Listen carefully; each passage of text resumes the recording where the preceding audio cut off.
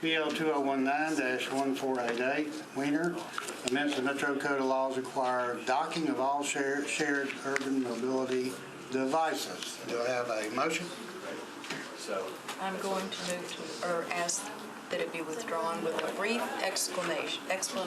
All right, do I have a motion to withdraw? Explanation, yeah, exactly. Second? Yes.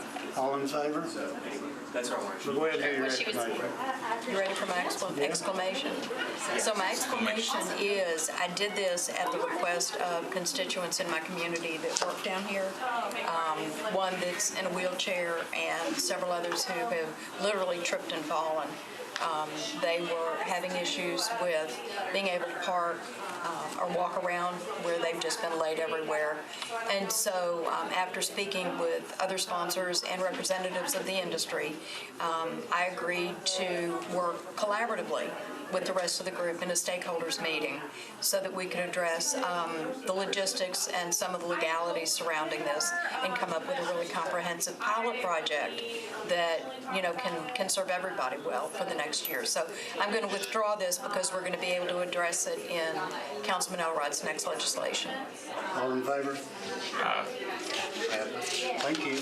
Councilman Wiener, if I may, just one thing that kind of occurred to me subsequent to Public Works Committee. I assume from a data perspective, as far as like where and if we're going to do any corrals of sorts, and I know they're not literally physical corrals or we paint them or whatever we do. Is that going to, I mean, we kind of know like in downtown where the hot spots, like the messy corners, you can kind of triangulate on that, right? So planning is actually, and Public Works are working on locating where the best spots are going to be. Okay. And I think they've already identified quite a few. Okay, great. Good to hear. Thank you. Baker's Alley, right next to my office. Good place to start. Larry wants to have a big Larry's corral going to have right his own scooter. It's going to be pink. He wants one that's red. Well, The no. red one's hit today. I know, yeah. Jump, bird, mine. Okay, got that. The next bill is BL 2019-1489, Elrod, use the Metro Code of Laws pertaining to data collection from operators of shared urban mobility devices. And you've got a motion on this? Defer indefinitely, please. All right, is there a second? All in favor? Aye. Deferred indefinitely. Last bill is BL 2019-1490, requires certain for-hire drivers regulated by the Metropolitan Transportation License Commission to undergo hospitality training. Do I have a motion? Move for approval with the explanation. Second? Okay. Right now, Bill, will you explain what they do, what the training is now? I believe in 2002, 2001, maybe 2000, we began as our partner with the Convention and Visitors Corporation to provide hospitality training annually for all renewing taxi cab drivers. We've continued that relationship. It's again where the Convention and Visitors Corporation are able to come and share with the drivers a variety of issues, ranging from things that are a little outside hospitality, which is perfectly hospitality, and how to deal with ADA situations, as well as new things happening in Nashville, new businesses and so forth.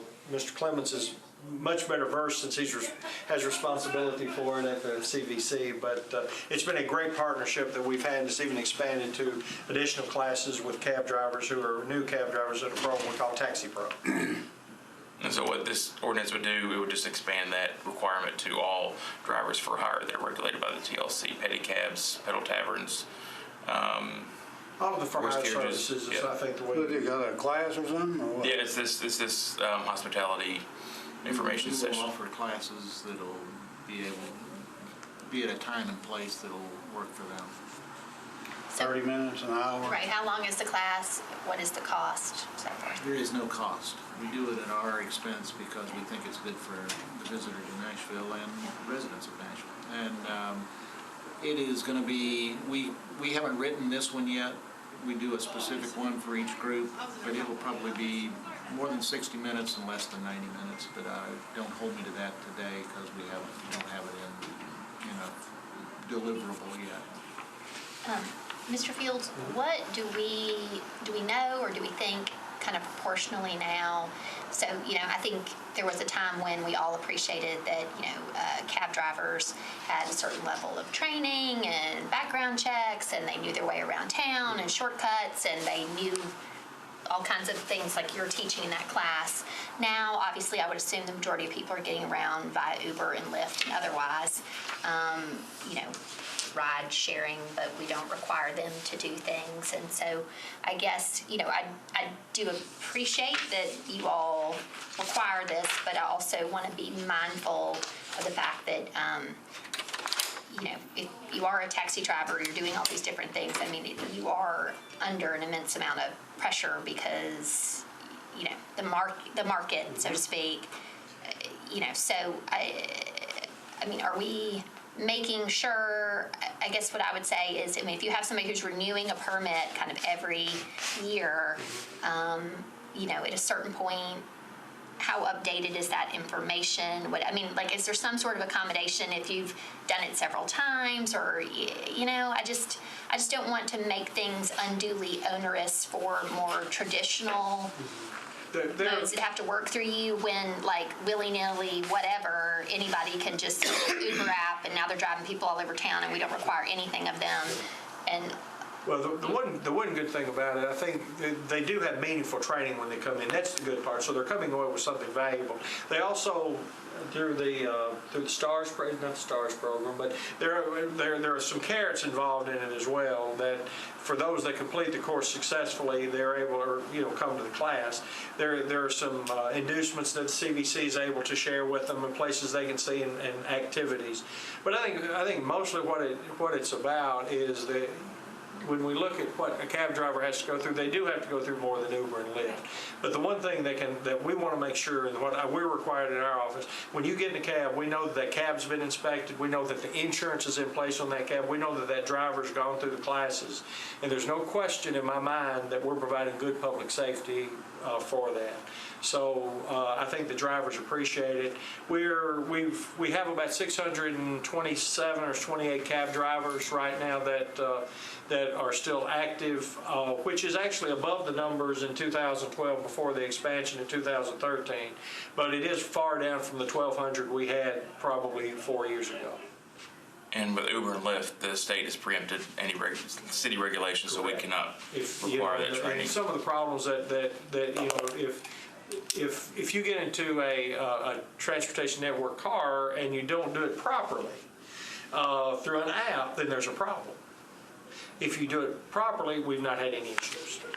So it's all about following rules. And again, for the most part, we've not had any issues in the last couple of years. First year was a little rocky, but it's been relatively quiet. well, I think We've had some Lyft and Uber drivers come of their own volition and go through it, Yes. and we update it on a weekly basis. I mean, it is constantly updated, and as Mr. Fields alluded to, your graduation certificate is a brochure that gives you free admission for you and a guest to go to virtually everything in Nashville for free. So that's nearly $1,000 worth of benefit there just for sitting and listening and hoping. what do I need to know? Right. You had to do one. Jeremy uploads Uber app to his phone. On March 18th, we'll be at the Luby Center at 1:30. And you are welcome to come to class, and both of you come to class and participate. We all have the spare time enough to go to. Benefit there, no can do.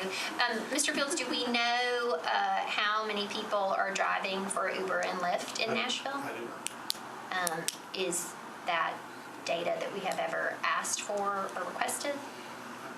I don't know that it's available. That's not, it's my understanding, it's not reported to the state.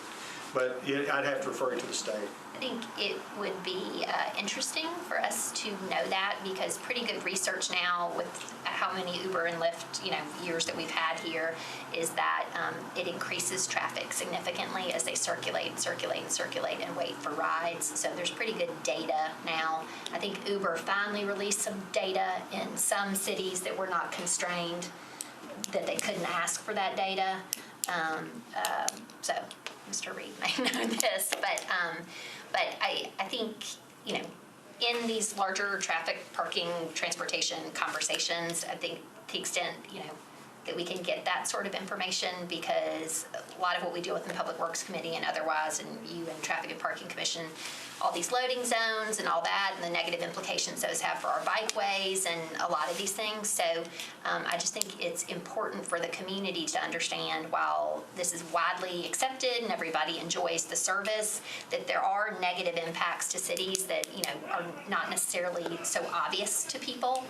But I just think it's important that we continue to seek that data and communicate about that. So, thank you. Okay. Got a motion, got a second? All in favor? Aye. Passes. That completes our Cabinet and Planning Commission. Thank you.